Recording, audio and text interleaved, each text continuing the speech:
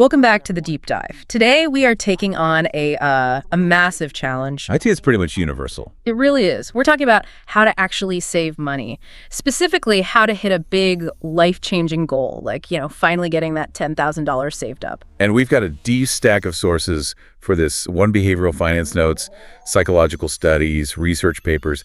Our mission today is to go way beyond the usual advice, the whole cut your lattes thing. Right. We're here to find a system, an ironclad system that makes saving automatic, so you can take willpower almost completely out of the equation. Because if you're just relying on willpower, the data says you're probably going to fail. It's pretty brutal. The source material kicks off with the statistic that just stopped me in my tracks.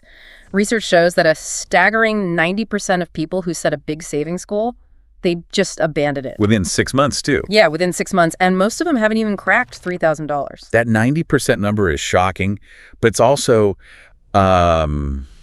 it's really important. It points right at the core problem. And what is that? The sources are all in agreement. The issue isn't really about your income level. And it's definitely not some kind of moral failing or lack of discipline. So what is it? It's that we're taught to save money completely backwards. We try to use manual effort after the money's already in our spending account, ready to be spent. Okay, let's unpack that. The first big psychological hurdle we have to get over is something called loss aversion.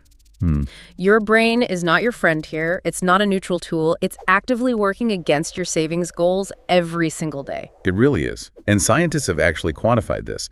The feeling, the emotional pain of watching $100 leave your bank account is scientifically twice as powerful as the good feeling you get from finding $100. Twice as painful. So every time you manually transfer money to savings, your brain registers it as a small trauma. Exactly.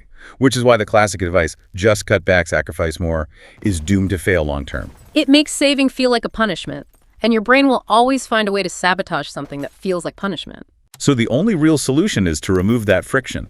Get rid of the pain point. And that means automation.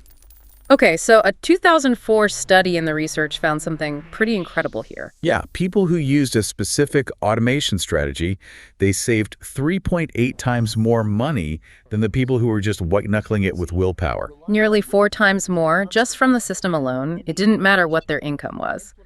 So that's where we need to focus. Let's walk through this automated system. It's a 2-account setup, and honestly, most banks make this super easy to do. Okay, step 1. Step 1 is the payday split.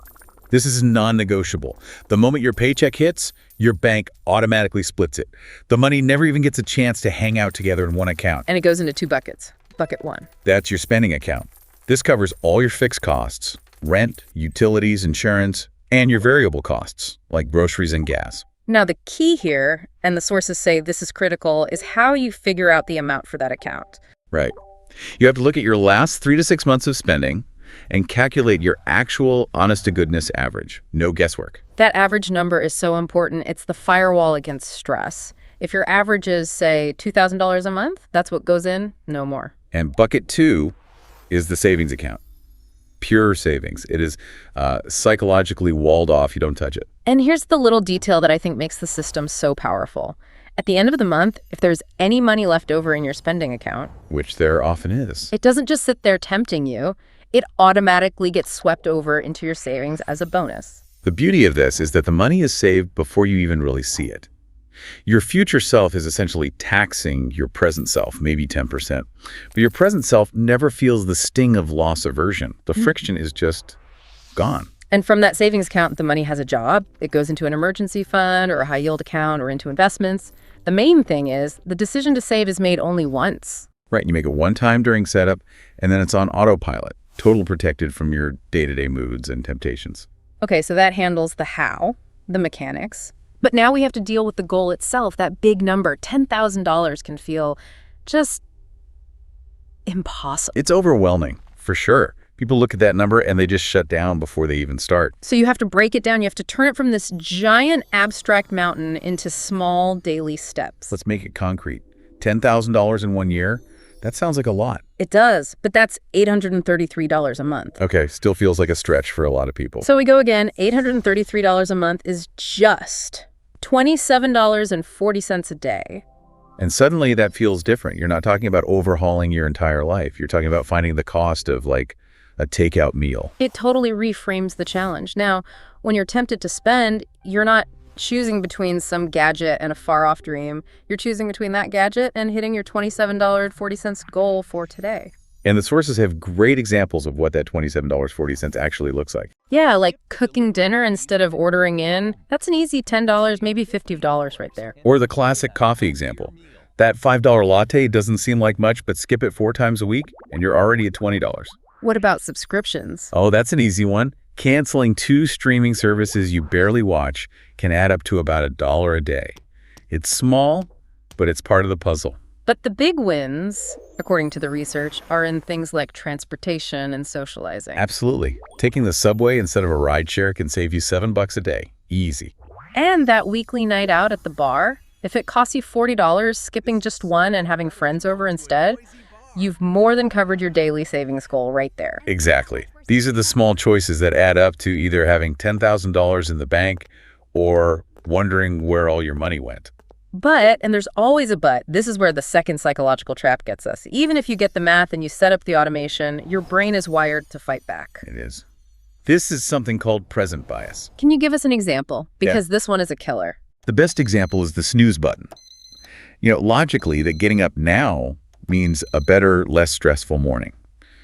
But the tiny, immediate reward of 9 more minutes of sleep feels so much more valuable to your brain than the bigger future reward of a calm day. The future benefit just doesn't feel real. It barely registers. So you should save, but the immediate gratification of buying the thing, it almost always wins. So how do you fight something that's so hardwired into us? You don't fight it directly. You reframe it radically. You have to stop thinking about losing $27 today. Because that triggers all the negative feelings. All of them. Instead, you have to shift your focus immediately to, I am building $10,000 in 12 months. So the end goal is the focus, not the daily sacrifice. Exactly. That $27 is no longer money you're losing. It's a brick you're laying down today for the fortress you're building. It feels like progress, not deprivation.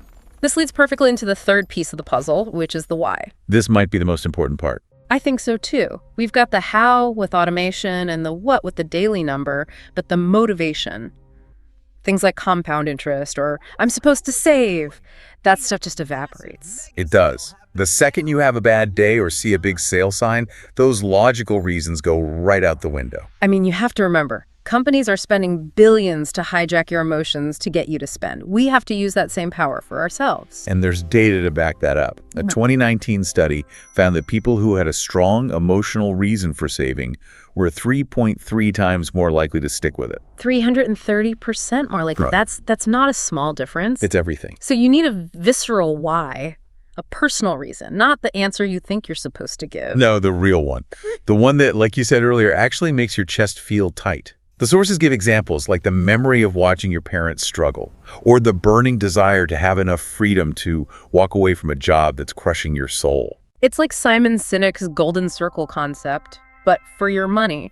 Most people start with the what I'm saving money, but you have to start with the why.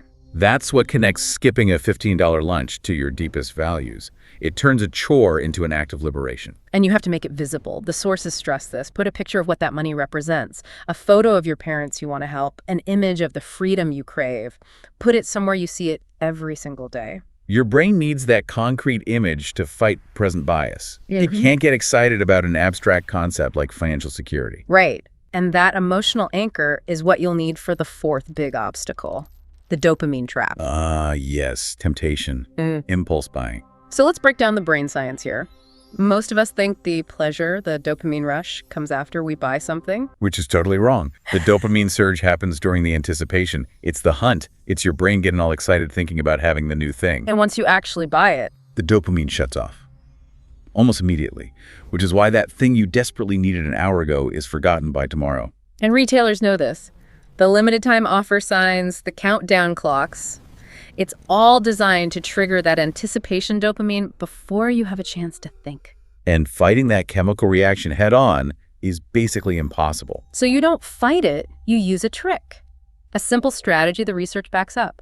Delay gratification. Instead of telling yourself no, which feels like a loss, you tell yourself, not now. Explain that. You see something you want. Instead of buying it, you add it to a list. A physical list, a note on your phone, whatever. You let your brain enjoy that little rush of, I'm going to get this but you enforce a strict 30-day waiting period before you're allowed to actually buy it. And what happens? The research on this is amazing. About 92% of the time, the desire completely fades within 2 weeks. That simple delay separates a real need from manufactured urgency. That's a huge number. That one habit could save you thousands a year. For sure. And it handles the impulse buys. But then there's the deeper, more insidious spending. The ego. The ego. Author Morgan Housel has this brilliant concept. He says the real equation for wealth isn't income minus expenses. It's income minus ego. Exactly. Most of the money we spend beyond our basic needs is ego spending. It's buying things to project an image or keep up appearances. Did you upgrade your phone because yours was broken or because your friend got the new model? That's the question. This is lifestyle creep. Your ego grows faster than your paycheck. You get a raise, and suddenly your perfectly good car or your apartment just doesn't feel like enough anymore. You're constantly financing an image. And the sources are so clear on this. The fastest way to save more money isn't to get a raise. It's to care less about what other people think of your stuff. It's that great irony, right? The people who are truly wealthy often look, well, normal. They're driving a 10-year-old Honda because their ego doesn't need the validation of a luxury car. Meanwhile, the people who are drowning in debt are often the ones who look the richest because they're maintaining an illusion that's bankrupting them. So if you can shrink the ego, you shrink the need to spend in the first place. And that brings us to the final and maybe the most powerful reframing tool of all, future value thinking.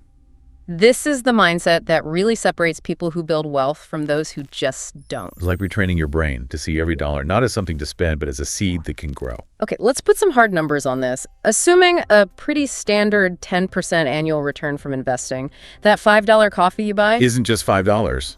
In 20 years, that's $34. A $15 lunch you skip and invest instead. In 10 years, that's almost $40. But here's the one that really hits home. Let's take a bigger purchase. A $3,000 impulse buy. Yeah. A new couch, a vacation you didn't budget for. Okay.